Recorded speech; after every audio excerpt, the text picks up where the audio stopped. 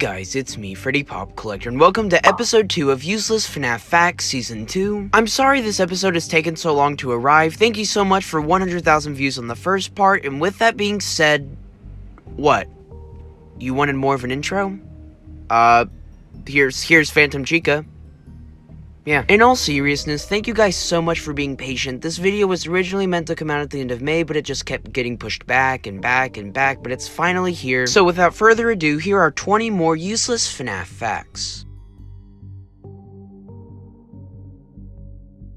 The first useless fact kicking off this video is that the security breach animatronics are going to be appearing in special delivery. Back in December, Daka once again talked to Kieran, aka CEO of Lumix, and asked her if any security breach animatronics would be appearing as characters in FNaF AR, and here's what Kieran had to say.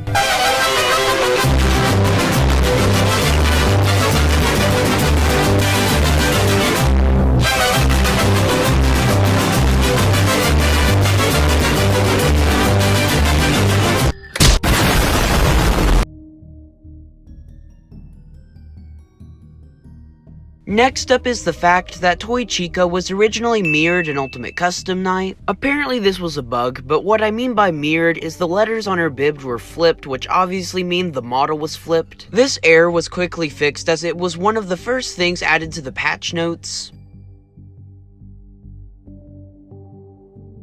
On the topic of UCN, did you know Fredbear's voice lines are actually recycled from Freddy Fazbear's voice lines? As I'm sure most of us know by this point, Freddy Fazbear was originally supposed to have a voice in UCN. There was a job casting call for it, but it just didn't show up. I guess Scott didn't really feel comfortable with giving the mascot a voice because he couldn't really find a fit for it, I guess, so he just gave those recycled lines to Fredbear.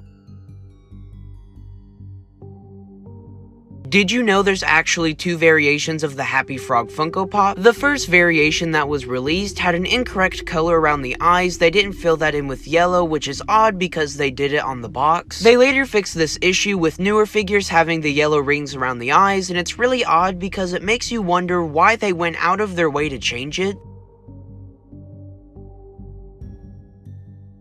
Have you ever wondered why we celebrate FNAF's anniversary on August 8th when the game wasn't released on Steam until August 18th? Well, that's because the game was actually released 10 days earlier on a website called Desera, which has since been discontinued. I may be alone on this one, but this always confused me because I didn't really become a fan of the franchise until after Desera was discontinued.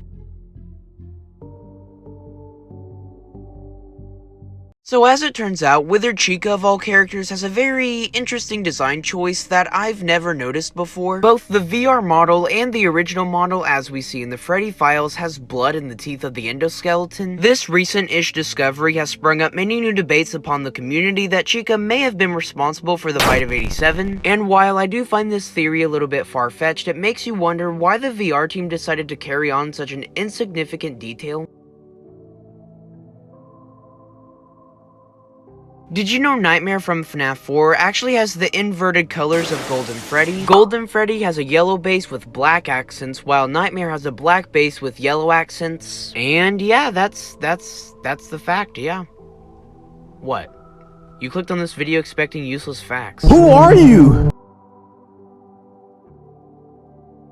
Did you know Sister Location Custom Night's Golden Freddy mode was actually slightly altered after its release? Scott patched this night by making the power consumption slightly slower than normal. He did it because before the patch, the night was basically impossible and he really wanted us to get that tease for FNAF 6, the Michael cutscene. We're actually pretty lucky because Scott stated several times he wasn't gonna alter UCN's difficulty if it was impossible on 50/20 mode, so yeah.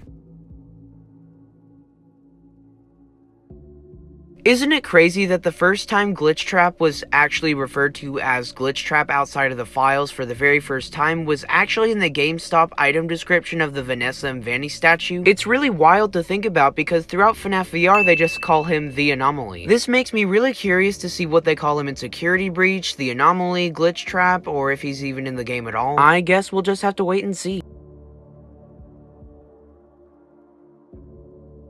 According to Michelle Amos, aka Ballor's voice actress, Illumix reached out to her and asked her if she would record lines for Ballor and FNAF AR. For whatever reason, Illumix bailed, and this just didn't happen. It's stuff like this that really makes you wonder what's going on behind the scenes. Bonnie, where are you going? Did you know in the files of FNaF VR, there's an unused spring body model that doesn't appear in the game? I'm 99% sure this is just proto glitch trap, but it's still really interesting to see what could have been. As I brought up in the very first episode of Season 1 of Useless FNaF Facts, Easter Bonnie's eye color used to be green, but then it was later changed to blue. Well, this week, out of the blue, for no reason at all, the eye color changed back to green after over a year. But even weirder than that, his 3D profile icon has red eyes. Why is his eye color so inconsistent?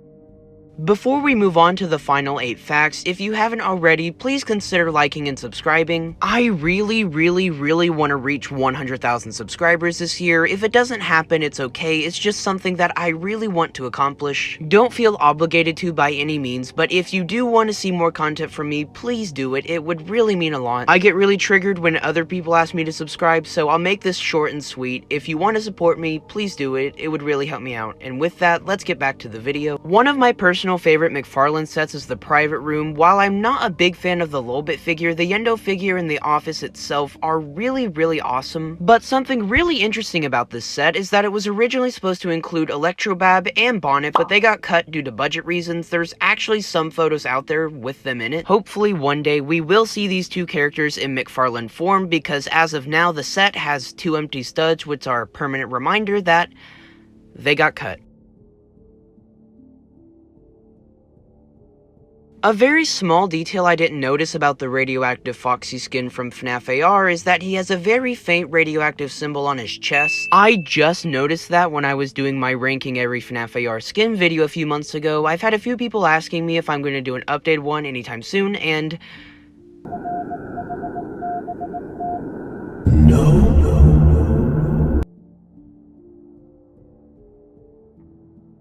Did you know the audio used for Glitch Trap in FNaF VR is actually extremely edited version of Tape Girl's tapes? Is this evidence of Tape Girl being Glitch Trap? Well, maybe, but I'm pretty sure they just did that to conserve resources. I mean, why make a new recording when you can just distort an old one to where you can't even tell?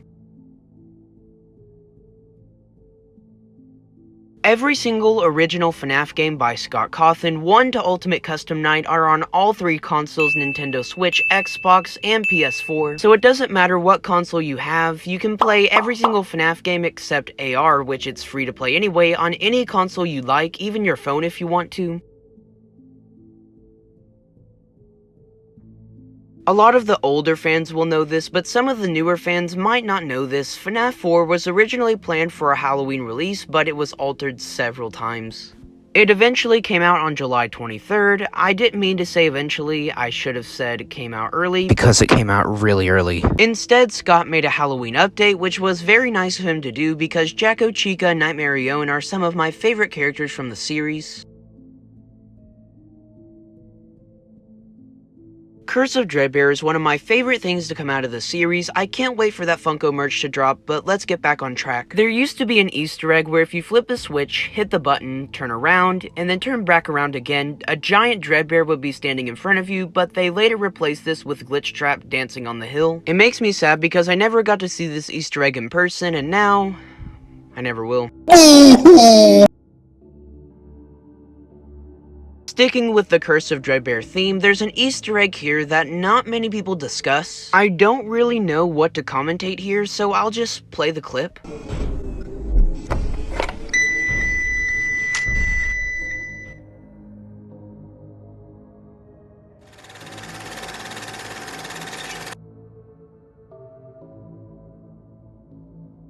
And the final fact I have for you guys today is that there was a lost FNaF 1 trailer. Scott took it down a long time ago. Please go watch this video if you want more information, but basically this trailer was taken down and the only thing that remains is this little Freddy screenshot of an endoskeleton that looks...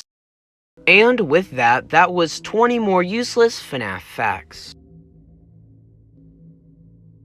Thank you all so much for watching this video. Guys, I just wanted to say I am very sorry this episode has taken so long to come out. The last one came out in March, and we are now in July. There was just setback after setback after setback making this video, so it just got pushed back and back and back. But it is here, and I promise the next episode will be out in August. Really quick, before I do wrap up this video, I do have a few things I want to tell you guys. First of all, if you didn't know, the channel's been up for about a month, but I do have a second channel called Freddy Pop Extras. Over there, I'll be uploading random things like bloopers, previews, behind the scenes, and just general things that I don't really feel comfortable uploading on the main channel. Later this year, I also plan to start using that as my live stream channel, so if you guys want to see more content from me, just go over there, subscribe, hit the notification bell. Moving away from that though, I do have a big project in the works that I can't wait to show you guys. If you read my community tabs, you already know what I'm about to say, but I'm writing my very own Fazbear Fright book called The Deep Zone. The 3 stories I'm writing for my fan-made Fazbear Fright book are called The Deep Zone, obviously the title story, Snowed Out, and Subscribed. If you're wondering when I plan to release this book, I really want to release it in the last week of November because that's also when I'm doing my final Every Fazbear Fright Stories ranked video because the series ending. So since November is when the final book is releasing, I want to send off the series with my own Fazbear Frights week, if you will. I'll be uploading the ranking video and then doing audiobooks for all 3 of my stories. Also, if anyone's interested, I am looking for someone to make a cover for the story for me, so DM me on Instagram if you want to. So I'm gonna start writing those this week, but with that being said, that's all I have for now. Thank you guys so much for watching. Like and subscribe if you're new. New video next week, every FNaF Mystery Mini ranked. Hope you're excited for that, and I will see you guys in the next video. Bye.